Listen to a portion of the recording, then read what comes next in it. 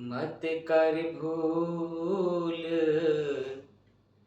और मनुष्य हम नाम का रस तू पी और मनुष्य। राम नाम का जो रस पी लेता है एक बार, उसको बार बार कोई रस पीने की आवश्यकता ही नहीं होती। आप सब भक्तों को जय श्री राम, जय श्री बालाजी महाराज। मैं बस आप सभी भक्तों को यही कहना चाहता हूँ कि अजगर करे न चाकरी, पंछी करे न काम, दास मलुका कह गए सबके दाता राम। अभी बहुत से भक्त मिलते हैं, वो कहते हैं कि भैया महाराज जी, गुरु जी, हम काम नहीं करेंगे तो हमारे बच्चे का कौन पालन पोषण करेगा, कौन हमारा पेट भरेगा, कौन हमें हमारे जाने के बाद हमारे बच्चों का पालन पोषण लालन पालन करेगा। अरे आप जाओ, आप जाओ, आपके जाने के बाद आपके बच्चे ही लडुआ खाएंगे, पेड़ा खाएंगे।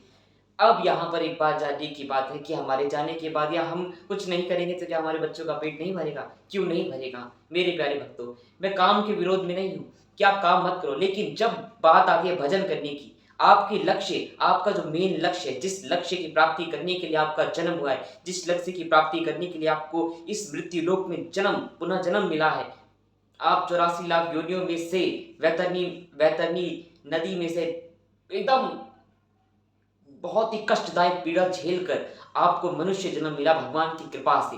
उस भगवान को जब आपने माँ के गर्भ में थे, आपने उस जगत परमेश्वर, जगत पिता परमेश्वर योगेश्वर श्री कृष्ण को आपने वचन दिया था कि भगवान मैं अब इस धराधाम पे जाऊंगा। मैं आपको उसी वचन को अवगत कराने की कोशिश कर रहा हूँ कि आपने भगवान को वचन दिया था कि हे नाथ, अब मैं जाऊंगा तो अब आपका भजन ही करूंगा, अब इस संसार की माया जाल में मैं नहीं फंसूंगा। लेकिन फिर भी आप इस माया जाल में फंस जाते हो।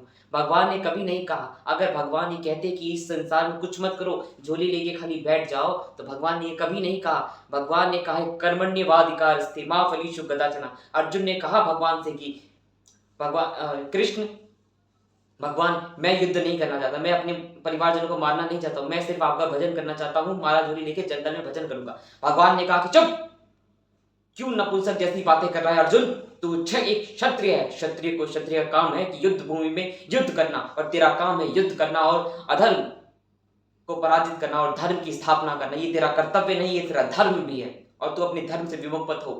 कर्म करना हमारा धर्म है, लेकिन कर्म करते करते भगवान को भूल जाना ये भी अधर्म है, इसको भी बचाना है हमें। भगवान, जब जब भगवान का भजन करने की बात आती है, आप लोग और सभी लोग बोलते हैं कि हमारे पास समय नहीं है, हमें काम करना है, हम काम नहीं करेंगे, खाली यही करते रहेंगे। यही हर बार कोर करने के लिए कह रहा है। थोड़ा 5 मिनट तो है, 5 मिनट भी नहीं है, 2 मिनट है, अरे इतना नहीं है तो धिक्कार है, आपके जीवन पे, आपकी जिंदगी पे धिक्कार है। फिर जाओ 84 लाख योनियों में। ये पितृपक्ष का ये पावन महीना चल रहा है, ये पावन दिन चल रहा है पितृपक्ष का। इस पितृपक्ष में अपने पितरों को भी आप तार सकते हो भगवान के नाम के बल से। अपने आप को भी आप सत्कर्म में ला सकते हो। अपने आप को भी भटके हुए मार्ग में आप भी भटके हुए हो, आप भी सही मार्ग पे आ सकते हो, केवल मेरी ये बात सुनकर। कोई आपको नहीं बताएगा, और बहुत से कम ही गुरुजन होंगे जो आपको बताएंगे। आप गुरु के सामने दिन बैठोगे तभी आपको पता चलेगा। लेकिन आप अगर संसारिक मैकॉले वाले स्कूल वाले पढ़े हुए शिक्षकों के पास जाओगे तो वो आपको खाली अर्थ की शिक्षा देंगे। हमारी एक बात याद रखना, इस भारत देश में गुरुकुल पद्धति थी, और गुरुकुल पद्धति में 4 शिक्षा दी जाती थी, धर्म, अर्थ, काम, मोक्ष। मोक्ष आज धर्म नहीं बचा, मोक्ष नहीं बचा, क्या बचा है? अर्थ और काम। पैसा कमाओ और बच्चे पैदा करो, पैसा कमाओ बच्चे पैदा करो, 2 ही काम बचे हैं, उसके अलावा कुछ नहीं। वासना ही बची है, पैसा कमाओ वासनाओं में उड़ाओ, पैसा कमाओ वासना में उड़ाओ। यह आपकी जीवन नहीं, आपका नर्क। आप अपने हाथों से अपने नर्क का द्वार खोल रहे हो, अपने पितरों को और नर्क में डाल रहे हो। यहाँ जितना आप कुकर्म करोगे, वहां उतना ही आपके पितरों को, आपके पूर्वजों को कष्ट दिया जाएगा। कि कहा जाएगा कि देखो तुमने क्यों नहीं संस्कार दिए, तुम क्यों अपने बच्चों को संस्कार देके नहीं आए, ये अधर्म कर रहा है। और जितना आप अधर्म करोगे उतना ही आपके पूर्वजों को कष्ट मिलेगा। इसीलिए आपका धर्म है, आपका धर्म। मैं बार बार अवगत कराने नहीं आऊंगा, मैं आपको अभी सचेत कर रहा हूं, अभी संकेत कर रहा हूं कि अपने पूर्वजों के लिए कुछ करो। और क्या कर सकते हो? धन मत दो, आपको नहीं इच्छा है मत धन दो, मत दान करो, लेकिन भगवान का भजन तो करो। भजन करने से क्या होगा, हमें क्या लाभ मिलेगा, हमारा क्या लाभ है इसमें, केवल आपका लाभ है। 5 मिनट भजन करने से आपके वो पितृ पूर्वज भी प्रसन्न होंगे, उनको भी मोक्ष मिलेगा, उनको भी भगवत प्राप्ति होगी। आप यहाँ बैठे बैठे भी अपने पूर्वजों को भगवत प्राप्ति करा सकते हो। मेरे बच्चों, इस बात को जानो कि हमारा लक्ष्य क्या है। और आप लोग जो इस भ्रम में हो ना कि हम कुछ नहीं करेंगे तो क्या होगा, क्या अजगर काम करता है, क्या चिड़िया सुबह टाई पहन कपड़े वपड़े पहन कर ऑफिस जाती है, काम करती है, नहीं करती ना। लेकिन कभी वो आपने सुना है कि वो भूखे मर गई हो, या कोई भी पंछी भूखा मरा हो, कोई भी व्यक्ति भूखा मरा हो। भगवत जिस जगतपति ने जन्म दिया है उस वही हमें कपड़ा भी देगा, छत भी देगा, और वही हमारी खबर भी पूछेगा, हर चीज करेगा। उस परमेश्वर पे, उस योगेश्वर श्री कृष्ण पर, जो इस सृष्टि का रचयिता है, ऐसी अनन्य सृष्टि उसने कितनी रच दी, जिसकी आंख पलक झपकाने से कितने युगों बीत जाते हैं, कितने मनवंतर बीत जाते हैं। उस परमेश्वर से आप ये करते हो कि हमारे जाने के बाद क्या होगा, आप जाओ सब कुछ सही होगा। लेकिन भजन और संस्कार अपने बच्चों को देखे जाओ, तभी आपका जीवन सार्थक है मेरे बच्चों।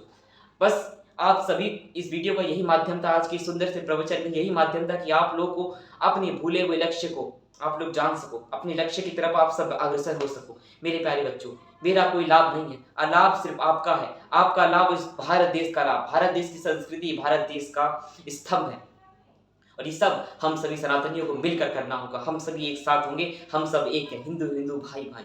समस्त अखंड भारत को बनाने के लिए हम सभी को प्रयास करना होगा। वो कैसे, अपनी संस्कृति को बचाकर। मेरे प्यारे बच्चों, सत्य यूनिटी संघ के परिवार को आप लोग सब्सक्राइब कीजिए, ऐसी ही और मोटिवेशनल वीडियो पाने के लिए और अध्यात्म से जुड़ने के लिए, सनातन को जानने के लिए अपनी इस वीडियो को, अपनी इस दास को सपोर्ट कीजिए और अपनी इस आध्यात्मिक परिवार को और बढ़ाइए, जन जन तक पहुंचाइए। ये आपका काम है, मैंने अपना काम करा, अब आप अपना काम भजन और शेयर करना ना भूलें। जय श्री राम, जय श्री बालाजी।